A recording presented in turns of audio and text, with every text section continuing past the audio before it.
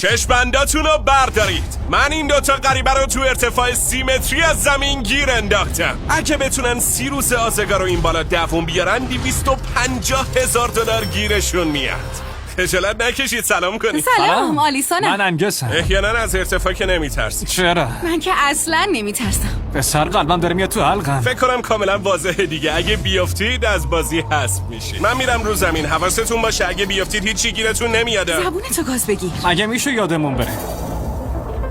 توی اون صندوقا همه یه چیزایی که برای بقا تو 30 روز لازم دارین و براتون گذاشتیم. وای فکر کن اگه بالشت بیفته پایین دیگه کارت تمومه. بی بالش میشی. بابا بس کن دیگه داری به مسترس میشه میدی. پرت کنم پایین؟ دیگه دارم کلافه میشم. ما سعی کردیم آدمایی انتخاب کنیم که خیلی با هم فرق دارن.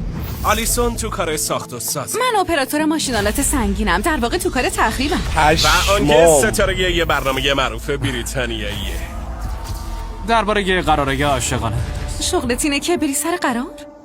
یه جورایی. انگار خیلی با هم فرق داریم ولی یه کاریش میکنی. ولی روحشون هم خبر نداره این چالش قراره چه بلایی سرشون بیاره. آیا این دوتا آدم کاملا متفاوت میتونن 30 روز و دووم بیارن یا یه جایی بالاخره طاقتشون تموم شاید میشه؟ چادرتو آتیش بزن. چادر منو آتیش بزنی؟